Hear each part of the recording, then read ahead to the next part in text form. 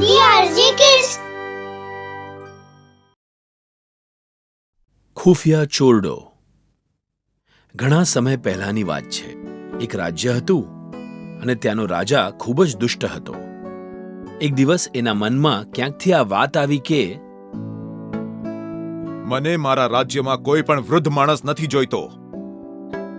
રાજાજી, આ કેવી વાત છે? રાજાજી, આપણા રાજ્યમાં કેટલા વૃદ્ધ લોકો છે, શું તમને એની જાણ પણ છે? મંત્રી, મારે કાંઈ સાંભળવું નથી. જેટલા પણ હોય મને એનાથી કોઈ ફરક નથી પડતો. બરાબર કહ્યું રાજાજી, હું તમારી વાતથી સહેમત છું. રાજાજી, માફ કરજો, પણ હું આ વાતથી જરા પણ સહમત નથી. સિદ્ધાર્થ, મેં એકવાર કહી દીધું તો કહી દીધું. રાજાજી, આપણા કેટલા બધા પરિવારજનો વૃદ્ધ છે. આ શું માંડ્યું છે તમે લોકોએ? રાજાજી, તમે સિદ્ધાર્થની વાત નહીં સાંભળતા. એની તો આદત જ છે. મંત્રી, જેટલા પણ વૃદ્ધ માણસો અને સ્ત્રીઓ છે એ બધાને મારા રાજ્યમાંથી બહાર કાઢી મૂકો. પણ કેમ રાજાજી? કારણ કે આ લોકો કંઈ કામ નથી કરતા. આ કંઈ નવું ઉત્પાદન નથી કરી શકતા. ફક્ત ખાય છે અને પીએ છે. મને આ લોકો નથી જોઈતા. પણ બાણ કંઈ નહીં. મેં કહી દીધું તો કહી દીધું. આ મારો હુકમ છે. રાજાજી, તમારો હુકમ એ જ છેલ્લો હુકમ. રાજાજી, પણ મારા દાદાજીનું શું? હું એમને મારાથી દૂર નહીં કરી શકું. જો તે મારી વાત નથી સાંભળી તો હું તને સજા આપીશ. રાજાજીનો હુકમ મળ્યા પછી એમના કેટલાક મંત્રી પોતાના સૈનિકોની મદદ લઈને રાજ્યના બધા ઘરોમાં જઈને એક એક વૃદ્ધ માણસને ભેગા કરે છે. તરત પોતાના ઘરે જાય છે અને પોતાની પત્ની શકુંતલા અને દાદાજીને રાજાજીના હુકમ વિશે વાત કરે છે. દાદાજી, શકુંતલા, રાજાજીનો હુકમ છે કે એમને આ રાજ્યમાં કોઈ પણ વૃદ્ધ માણસ નથી જોઈતો. આ તે કેવો હુકમ છે? રાજાજીને કોઈ સમજાવવા વાળું નથી રહ્યું. મોટા રાજાજીના દેહાંત પછી એ પોતાના મનનું ધાર્યું જ કરતા હોય છે. પણ હવે આપણે શું કરશું? હું મારા દાદાજીને નહીં જવા દઉં. આ મેં રાજાજીને પણ કહ્યું, પણ એમને કંઈ સમજમાં જ નથી આવી રહ્યું. મારી પાસે એક ઉપાય છે. કેવો ઉપાય શકુંતલા? સિદ્ધાર્થ, તને યાદ છે આપણા રસોડાની પાછળની તરફ એક ખુફિયા દરવાજો છે જ્યાંથી આપણે એક ખુફિયા ઓરડામાં જઈ શકીએ છીએ? હા બેટા, ખૂબ જ સરસ. મેં જ બનાવ્યો હતો મુસીબતના સમય માટે. હા શકુંતલા, હું તો ભૂલી જ ગયો હતો આના વિશે. સારું થયું યાદ અપાવ્યું. આપણે દાદાજીને ત્યાં છુપાવી શકીએ છીએ. ચાલો જલ્દી કરીએ. આપણી પાસે સમય ઓછો છે. સૈનિકો ગમે ત્યારે આવતા હશે. તો આ પ્રમાણે સિદ્ધાર્થે દાદાજીને પોતાના જ ઘરમાં એક ખુફિયા ચોરડામાં મૂક્યા અને એમને ખાવાનું પીવાનું બધું ત્યાં જ આપતા રહ્યા. અને આ પ્રમાણે દિવસો પછી મહિના અને મહિના પછી વર્ષો વીતતા ગયા. કોઈને આ વાતની કાનોકાન જાણ પણ નહીં થઈ.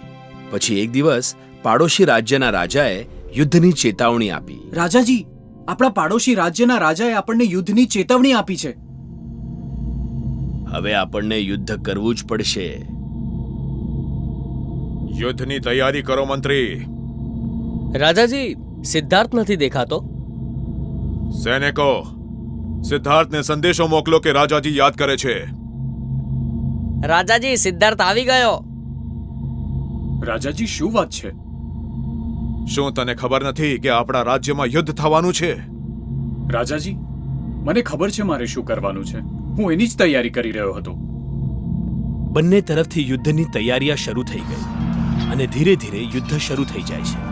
ઘણા સૈનિકોની જાનહાનિ થાય છે, પણ યુદ્ધ બંધ થવાનું નામ જ નથી લેતું. આમ જ દિવસો જતા રહ્યા. લડીને સૈનિક થાકવા લાગ્યા અને એમના માટેનું અન્ન પણ પતવા લાગ્યું. આ એક બહુ જ મોટું સંકટ રાજ્ય પર આવ્યું અને સિદ્ધાર્થ વ્યાકુળ થઈને રાજાને મળવા જાય છે. રાજાજી, આપણા સૈનિકો માટે આપણા રાજ્યમાં ખાવાનું ખૂટી રહ્યું છે. હવે શું કરશું? આ યુદ્ધ તો પતવાનું નામ જ નથી લઈ રહ્યું. મંત્રી, આનો ઉપાય બતાવો. અમે શું કરીએ? રાજાજી, હું શું કહું? રાજાજી, અમે તો બસ હવે આ યુદ્ધથી થાકી ગયા છીએ. અરે રાજાજી, અમે તો પહેલા જ કહેતા હતા કે આ યુદ્ધ તો કરવું જ ન જોઈએ. મંત્રી, આ તમે કેવી વાત કરી રહ્યા છો? તમે લોકોએ તો અત્યારથી જ પોતાના હાથ ઊંચા કરી લીધા. રાજાજી, અમે તો તમને હકીકત કહી રહ્યા છીએ. રાજાજી, મને થોડોક સમય આપો વિચાર કરવાનો. કોઈક ને કોઈક રસ્તો ચોક્કસ નીકળી આવશે. સિદ્ધાર્થ પોતાની ઘરે જાય છે અને પોતાની પત્ની શકુંતલા અને દાદાજી પાસે સલાહ લે છે. અને ત્યારે જ દાદાજી એને એક ઉપાય બતાવે છે. તું ચિંતા નહીં કર બેટા, મારી પાસે એક સરસ ઉપાય છે. શું ઉપાય છે? તમે મને કહો, કારણ કે તમે તો અહીંયાથી બહાર નહીં આવી શકો. કાંઈ વાંધો નહીં, હું તને બતાવું છું. તું બિલકુલ એવું જ કરજે. તને થોડીક મહેનત કરવી પડશે. કંઈ વાંધો નહીં, અમે મહેનત કરીશું. કીડી ઉનાળો ભર પરિશ્રમ કરતા કરતા અનાજ ભેગું કરે છે શિયાળાની ઋતુ માટે, અને એ અનાજ ઘણું હોય છે. તમારે લોકોએ એમના ઘર શોધવા પડશે. મને પાકી ખાતરી છે કે ત્યાં તમને પૂરતું અનાજ મળી જશે. ધન્યવાદ દાદાજી. હું હમણાં જ જઈને મારા સૈનિકોની મદદથી એમની શોધખોળ કરું છું. તો આ પ્રમાણે સિદ્ધાર્થ પોતાના સૈનિકો સાથે વાત કરે છે અને સીધો ખેતરો તરફ નીકળી પડે છે. એ લોકો જ્યારે ત્યાં જાય છે તો ખેડૂતો પાસેથી ઘણું અનાજ મળી આવે છે, જે એમણે કપરી સ્થિતિ માટે સાચવીને રાખ્યું હોય છે. અહીંયા આવો, જો મને શું મળ્યું. તમે એકદમ સાચું કીધું હતું. આ ખેતરોના ગોદામમાં તો ઘણું બધું અનાજ છે. ચાલો આ બધું ભેગું કરીએ અને રાજમહેલમાં લઈ જઈએ. એકદમ સાચું કહ્યું તમે. પહેલા આ ખેતરના ખેડૂત સાથે હું વાત કરી લઉં. ઠીક છે. પ્રધાનમંત્રી, તમે અહીંયા શું કરી રહ્યા છો? અમારા રાજ્યમાં તો તમને ખબર છે કે યુદ્ધ ચાલી રહ્યું છે અને અમારા સૈનિકો માટેનું અનાજ પણ પતી ગયું છે. તો અમને તમારું આ અનાજ જોઈએ છે. જી પ્રધાનમંત્રીજી, જેવી તમારી ઈચ્છા. અમે આ ખરાબ સમય માટે જ સાચવ્યું હતું. જેમ કીડી મહેનત કરે છે પોતાના શિયાળાના ભાણા માટે, એ જ રીતે અમે. તો આ પ્રમાણે સિદ્ધાર્થ મંત્રી અને અમુક સૈનિકોની મદદથી વધુ અનાજ રાજ્યમાં લઈ જાય છે અને બધા લોકો ખૂબ જ ખુશ થઈ જાય છે. હવે આ ખબર રાજાજીને પહોંચાડવામાં આવી અને એમણે સિદ્ધાર્થના ખૂબ વખાણ કર્યા. સિદ્ધાર્થ, મને ખબર પડી છે કે આ તારો ઉપાય હતો. વાહ સિદ્ધાર્થ, વાહ! અમે તારાથી ખૂબ પ્રસન્ન છીએ. પણ તને કેવી રીતે ખબર પડી કે... રાજાજી, મને માફ કરી દો. હું તમને નહીં કહી શકું. તમે મને સજા આપશો. તું ચિંતા નહીં કર, કાંઈ નહીં થાય. હું વચન આપું છું. વાત એમ છે કે મારા દાદાજીએ મને આ સલાહ આપી અને મેં તો ફક્ત તેમની આજ્ઞાનું પાલન કર્યું. તારા દાદાજી? પણ એમણે તો આ રાજ્યમાં નહોતું હોવું જોઈતું. હું મારા દાદાજીને ખૂબ વાલ કરું છું અને મારી પત્નીને પણ એમની સેવા કરવામાં ખૂબ ખુશી મળે છે. હું એમને મારાથી દૂર નહોતો કરી શકતો, એટલે મેં એમને મારા ઘરમાં એક ખુફિયા ઓરડામાં મૂક્યા હતા. એ આટલા દિવસોથી ત્યાં જ હતા, એ ઓરડામાં? જી રાજાજી, હું અને મારી પત્ની એમનું ધ્યાન રાખતા હતા. સિદ્ધાર્થ, તે મારી આંખો ખોલી છે.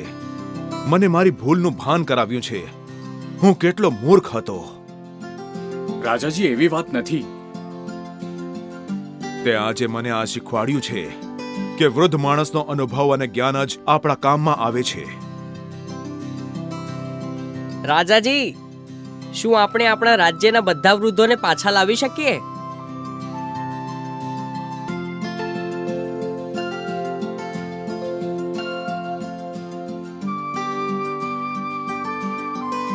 રાજાજીની જય હો! રાજાજીની જય હો! તો આ પ્રમાણે રાજાજીએ પોતાના રાજ્યના બધા વૃદ્ધ લોકોને પાછા બોલાવી દીધા. બધા લોકો ખૂબ જ ખુશ થયા અને રાજાજીને ઘણા આશીર્વાદ આપ્યા. રાજાજીએ પોતાના એ મંત્રીઓને પણ કાઢી મૂક્યા જે ફક્ત હામાં હા મેળવતા હતા અને કંઈ કામ નહોતા કરતા.